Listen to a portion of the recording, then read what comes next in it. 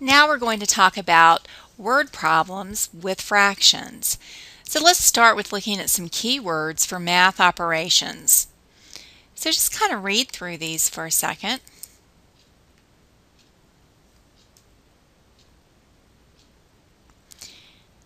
Probably the most common for addition would be sum. Whenever you're trying to find the answer to an addition problem, you're often asked to find the sum. Altogether is another frequently used word. All of those, however, are some of the words you might see for addition word problems. With subtraction, decreased by, difference, less than are very common words you may see.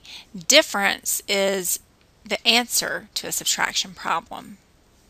Next, let's look at common words for multiplication and division operations. Take a minute to read through these.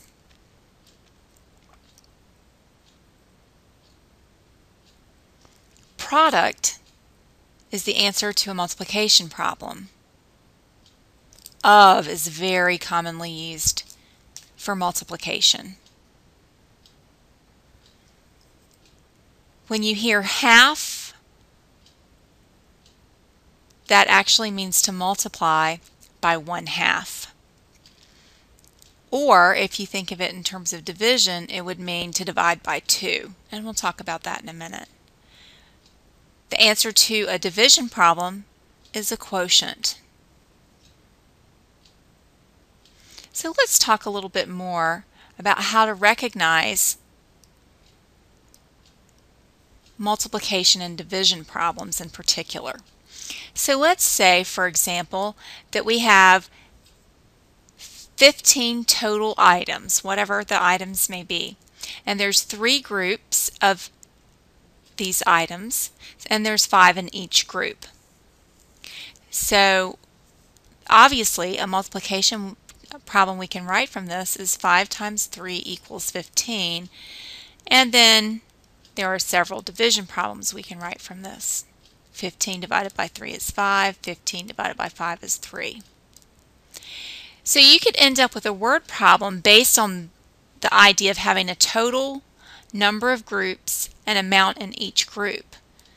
And depending on what information they give you and what information they're looking for will determine whether you have multiplication or division problem. So let's say, for example, you are given a total number of 15 and you know that there are 3 groups and you're asked to find the number in each group. Which problem would we be looking at? Well, we're told the total. Whenever you're given the total amount and then you have groups with the same amount in each group, that is a division problem. So this is going to be the problem 15 divided by 3 equals 5 because we know the total, we know how many are in each group, we want to see how many, we know how many groups there are, there's 3 groups, and we want to see how many are in each group, which of course would be 5.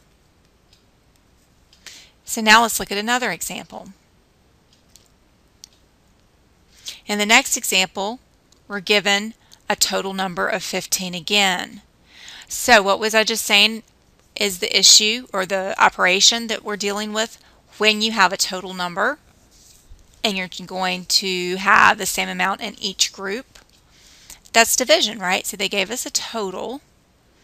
So a total of 15 and there's 5 in each group. So that's this problem. And we're trying to figure out how many groups there are. There's 3 groups. And then let's look at another problem. Here we are given the number of groups, there's 3, and the number in each group, and we're asked to find the total. So if you don't know what the total is and you're asked to find it, and you're dealing with groups in the same amount in each group, that's a multiplication problem.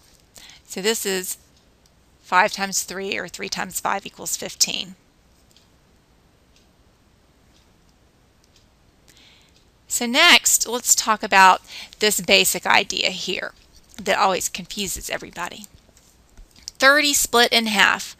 Which is correct, or are they the same? Is 30 split in half the same as 30 divided by 2 or 30 divided by 1/2? What do you think? Well, 30 divided by 2 is 15, right? 30 divided by a half is actually the same as 30 times what?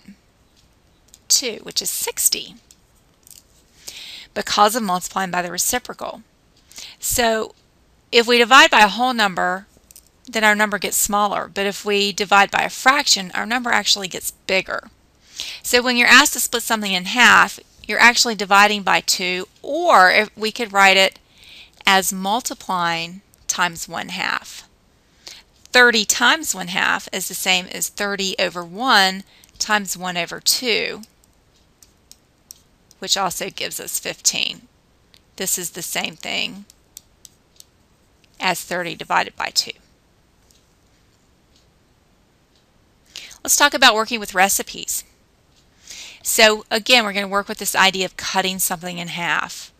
So if we're going to cut the recipe in half here at the beginning, we can either take 1/2 and divide it by 2, or we could say half of 1/2. What does of stand for? Multiplication, right? So half of a half equals a fourth. 1/2 divided by 2 is the same as 1/2 times the reciprocal of 2, which is 1/2, which also gives you a fourth. And that makes sense, right? A half of a half a cup should be a fourth of a cup. Now let's look at 2 eggs. Half of 2 eggs equals 1 egg. Or 2 divided by 2 equals 1. Those are the two ways you can approach it. Again, 2 divided by 1/2 will not work because that actually means 2 times 2, which is 4. So that does not work. And then 3 cups of Bisquick would be 3 divided by 2, or 3 times what? Half of 3, which equals 3/2, which equals 1 1/2. And that makes sense, right? Because a half of 3 cups should be 1 1/2 cups. So I'd like you to take a minute and complete the next 2 problems. Figure out 2/3 of a half cup of milk, 2 eggs, and 3 cups.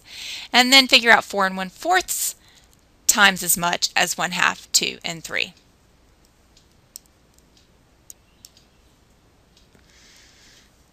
All right, so you probably have figured out at this point that you should be using multiplication. Half of an amount means half times an amount. 2/3 of an amount means 2/3 times that amount. And 4 1/4 of the recipe means 4 1/4 times the recipe.